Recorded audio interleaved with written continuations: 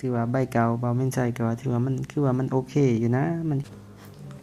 กราบสบายดีและสวัสดีพี่น้องปองปายกันเบิดสุขุสุคนบ่ว่าสิเป็นพี่น้องทางฝั่งลาวฝั่งไทยอยู่ใต้หรืออยู่เหนือเนาะทุกคนที่ว่าเขามารับชมรับฟังสองของเบาแม่นใส่มื้อนี้เบาแม่นใส่ก็อยู่ห้องตามเคยทุกคนนี่ก็เฮาก็แล้วเวียกเนาะทุกคนเฮาก็ปิดห้านก็ได้มาอัดคลิปให้ทุกคนได้รับชมกันถือว่าตอนนี้ก็เป็นเวลาค่อนข้างว่าดึกแล้วเนาะ12 โมงแล้วทุกคนแต่ว่าบ่แม่นใส่ก็บ่ค่อยมีเวลาปานใดเนาะแล้วก็ญาติเวลามาเฮ็ดคลิปให้ทุกคนได้รับชมกันเนาะทุกคนถือว่าในช่วงนี้ก็ถือว่าเฮาก็ค่อนข้างว่าก็บ่ถึงขั้นว่าเวียกหลายกระดักกระดอดอกทุกคนแต่ว่าก็เฮาก็ต้องได้หาวิธีนะทุกคนใช้วิธีการคิดหนักหลายเติบเนาะในวิธีการหาเงินนะว่าได้หลายคนก็สิฮู้เนาะว่าคือลาวเฮาก็ถือว่าพบกับวิกฤตเงินเฟ้อเนาะเศรษฐกิจก็ถือว่าตกต่ำหลายการหาเงินก็หายากหลายทุกคนจากที่ว่าเคยหาค่อนข้างว่ายากอยู่แล้วเนาะยิ่งยากขึ้นหลายกว่าเก่าทุกคนแล้วก็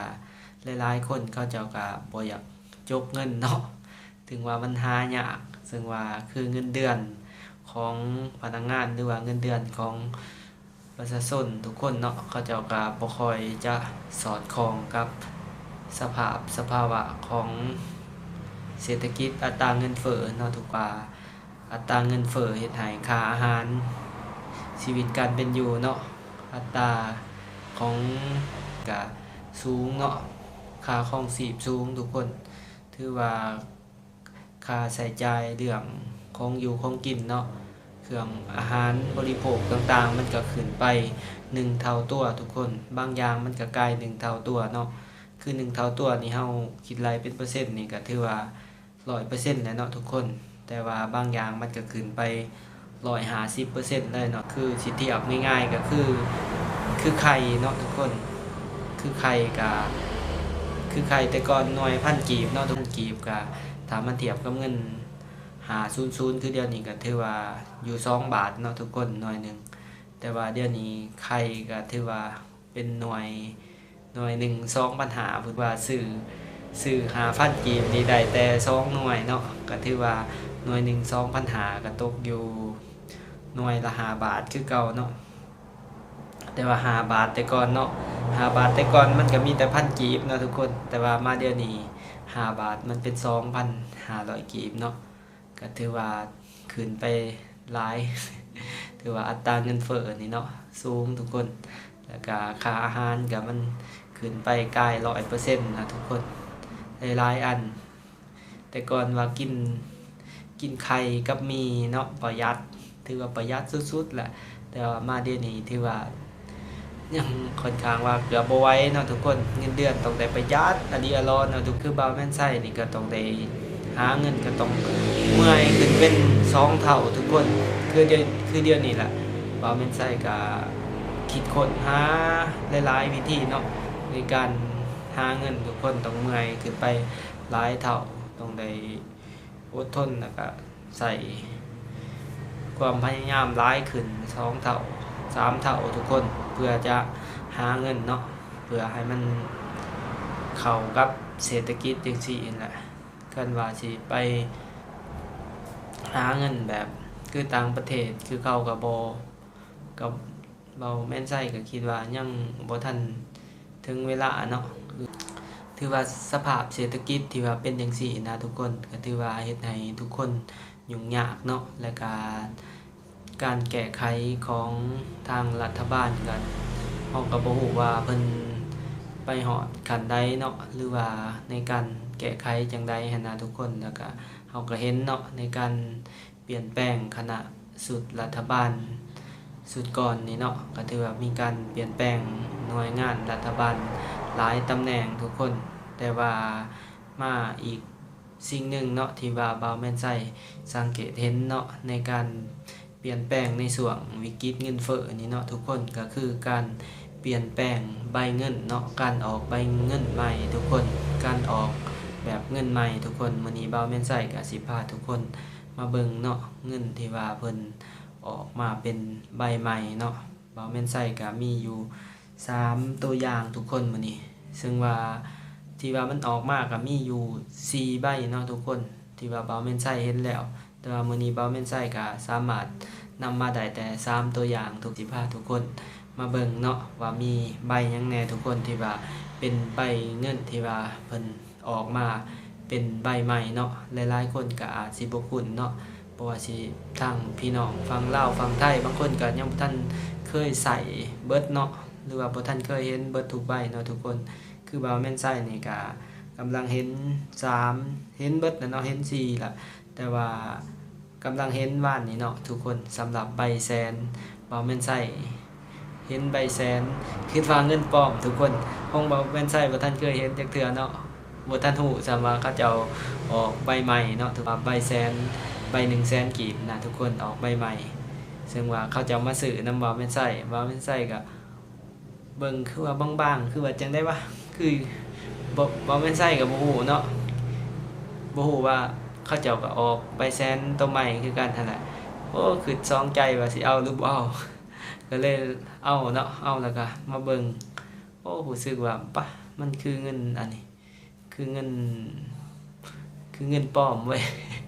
คืออันนี้เฮาบ่ฮู้เด้บ่แม่นว่ามันคือดอกทุกคนแต่ว่าเฮาบ่ฮู้เนาะเฮาบ่ฮู้ว่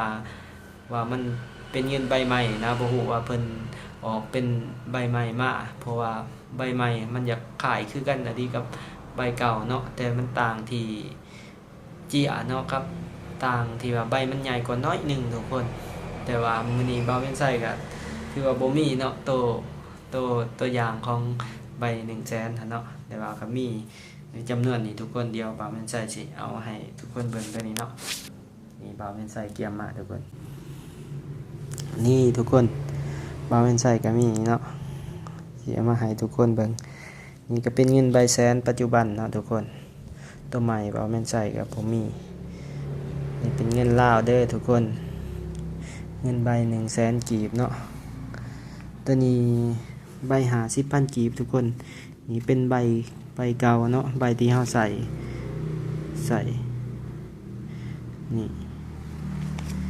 นี่สิเป็นใบใหม่ทุกคนนี่เป็นใบใหม่นี่เฮามาเทียบกันกับใบเก่านะทุกคนแต่ว่าใบใหม่นี่มันสิหูพางใหญ่กว่าน้อยหนึงแล้วก็ต่างๆกันเนาะนี่คือเบื้องนี้มันทุกคนบ่เข้าใจคือกันว่าเพิ่นเฮ็ดมาเพื่อหยังเนาะถือว่าใบเก่าบ่แม่นใส่ก็ถือว่ามันคือว่ามันโอเคอยู่นะมันก็ใส่ได้อยู่มันก็งามอยู่แต่ว่าบ่ฮู้ว่าเป็นหยังเพิ่นออกใบใหม่มาเนาะถ้าผู้ใดฮู้มีความรู้ทางด้านนี้ก็คอมเมนต์บอกกันแหน่เด้อทุกคนนี่เนาะมาเบิ่งอีกทุกคนนี่ใบ20,000เนาะหรือว่าใบ20,000กีบทุกคนสำหรับพี่น้องทางฝั่งลาวฝั่งไทยเนาะพี่น้องที่ว่าคนลาวเฮาอยู่ต่างประเทศก็อาจสิบ่ทันเคยเห็นเนาะใบใหม่นี่ทุกคนนี่บ่าวแม่นไส้ก็มันถ่ายให้เบิ่งเลยเด้อสำหรับกับฝากสบายดีพี่น้องชาวลาวที่อยู่ต่างประเทศเนาะบ่ได้กลับบ้านดนนี่ทุกคนใบ20,000ตัวแบบเก่าเนาะที่ว่าเฮาใส่มาหลายปีนี้ทุกคนมาตัวใบใหม่เนาะทุกคน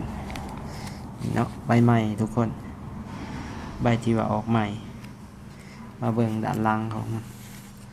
20,000กีบเนาะนี่เป็นใบ20,000เนาะทุกคนวันนี้เฮามาเบิ่งใบ10,000กีบทุกคนใบ10,000กีบนี่เป็นใบที่เฮาใส่มาหลายปีเติบเนาะใส่มา10ปลายกว่าปีเนาะทุกคนใบ10,000กีบหรือว่าใบ10,000กีบนี้มาวันนี้เพิ่นมาเปลี่ยนเป็นใบนี้ใบใหม่นี่เนาะเป็นใบใหม่นี่ก็ใหญ่กว่าใบเก่าน้อยหนึ่งทุกคนแต่เจียกับขันขางต่างกันเนาะทางหลังก็ต่างกันทางหลังก็เป็นแนวนี้ทุกคนเพิ่นออกแบบอยากขายไปแบบสไตล์ขายคือเงินบาทเนาะทุกคน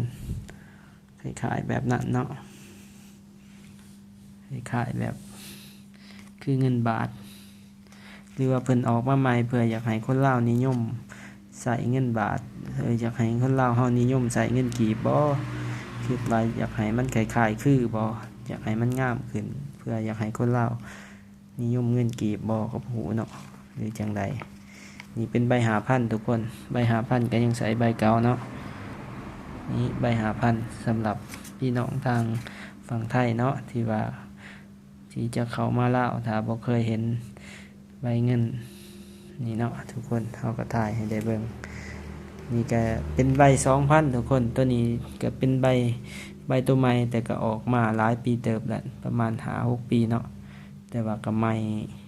ใน 5-6 ปีทุกคนเพราะว่าใน 2-3-4-5 ปีก่อนก็สิมีใบที่ว่าแบบเก่ากว่านี้เนาะแบบต่างนี้นี่ก็เป็นใบในปี 2-3 ปีนี่แหละทุกคนที่ว่าเอามาใส่เนาะตัวนี้ใบ 2,000 ทุกคนใบ 2,000 กีบนี่เนาะก็เป็นตัวอย่างเงินที่ว่าบ่แม่นใช้เอามาให้ทุกคนเบิ่งทุกคนนี่เนาะนี่ทุกคนก็ถือว่าบ่แม่นใช้พามาเว้าเรื่องเศรษฐกิจกับพามาเบิ่งเงินเนาะวันนี้ทุกก็ถือว่านี่ก็เงินใบ100,000 กีบเนาะก็สิเป็นคอนเทนต์อยู่ห้องทุกคนมื้อนี้เพราะว่ามันก็บ่ค่อยมีเวลาออกไปนอกปานใดก็บ่มีคนเฝ้าร้านให้เฮาแน่ทุกคนเอ้ยก็พยายามหาคอนเทนต์สอบแนวมาเว้ามาลงนำทุกคนเนาะจังได๋ก็เป็นกำลังใจให้กันนะทุกคนแต่ว่าในช่วงนี้เฮาก็ระยะหลายอย่างทุกคนก็คือเศรษฐกิจจังซี่มันก็หาเงินยากคั่นแหละทุกคนหาเงินยากบ่แม่นใช้ก็หานั่นหานี่มาขายออนไลน์เนาะขายเบิดทุกอย่างทุกคนแนวใดมันเห็น2ทางนั่นล่ะก็เลยเฮ็ดค้าขายไปทุกผู้ใดมี2ทางก็คอมเมนต์ บอกกันแน่ทุกคนในวิกฤตการที่ว่าอัตราเงินเฟ้อขึ้นหลายแบบนี้เนาะก็ถือว่าค่อนข้างสูงหลายทุกหลายๆอย่างเนาะคือเฮาเห็นนั่นล่ะคือค่าอาหารค่าหยังเนาะทุกอย่างมันเพิ่มไปเป็น2เท่าเป็น3เท่ามันก็คิดยากทุกคนคือนี่เงินเดือนเนาะคือเงินเดือนเขาเจ้าบางคนก็เงินเดือนล้าน3ล้าน4นะทุกคนคือเด็กเสิร์ฟเด็กหยังนี่เงินเดือนเริ่มต้นก็ล้าน2ล้าน3เนาะที่ว่าไปเสิร์ฟแต่ว่าใส่กินเบิดเดือนบ่แม่นใส่ก็เงินคือกัน เพราะเขาเจ้าก็อยู่ได้จังได๋เนาะก็ถือว่าเขาเก่งเนาะทุกคนแต่ว่าเงินเดือนพนักงานก็3ล้าน4ล้านเนาะ2-3ล้านบางคนก็เนาะตกอยู่ประมาณอยู่บ่ถึง 10,000 บาทเนาะปกติเงินเดือนของพนักงานนี่ก็ประมาณอยู่ 6,000-7,000 บาทเนาะทุกคนแต่ว่าบางคนก็ขี่รถใหญ่แต่ว่าเขาเจ้าก็สามารถอยู่ได้เนาะแล้วก็ใช้ชีวิตบางคนก็เฮ็ดคือบ่มีหยังคือปกติอยู่ บ่แม่นใช้ก็ยอมคือกัน ตัวนี้เนาะแต่ว่าสำหรับบ่แม่นใช้นี่เนาะคือใส่น้ำมันรถนี่ก็ถือว่าแต่ก่อนนี่ใส่ทิศละแสน200,000เนาะมาเดี๋ยวนี้ก็คูณ2ไปอีกเนาะทุกคนสำหรับใส่รถจักรหรือว่ารถมอเตอร์ไซค์นี่ล่ะทุกคนก็ถือว่ากินน้ำมันก็ถือว่าเสียค่าน้ำมันไปหลายกว่าเก่าเนาะทุกคนแล้วก็กำไรในการค้าขายของเฮาก็คือธุรกิจแบบอาหารเนาะมันจะสามารถเพิ่มกำไรขึ้นได้อยู่เนาะสมมุติว่าคือเขาเจ้าเคยขาย 3,000 เนาะเขาเจ้าขึ้นเป็น5หรือว่า 6,000 เนาะทุกคนแต่ว่าคือบาวแม่นไส้นี่การค้าขายของบาวแม่นไส้คือหารโทรศัพท์ขายเครื่อง IT นี่เนาะเฮาก็ขึ้นได้อยู่ประมาณ 10% 50% เท่านั้นทุกคนเครื่องเฮาบ่ได้ขึ้นแบบทบครึ่งตามเงินเนาะถือว่ากำไรของเฮาก็ขึ้น ขึ้นไปบ่หลายทุกคนหาเงินได้ก็ถือว่าก็ได้เพิ่มเก่าเพิ่มหลายกว่าเก่าน้อยหนึงแต่ว่าสำหรับค่าครองชีพมันก็เพิ่มไป1เท่าตัวเนาะทุกคนแต่ว่ากำไรของเฮาเพิ่มขึ้นแต่ 10% เท่านั้นมันก็บ่อยากคอยสอดคล้องปานใดทุกคนกับการรายได้ของเฮากับค่าครองชีพนั่นแหละทุกคนมันก็บ่สอดคล้องปานใดมันก็เลยเฮ็ดให้เฮาต้องได้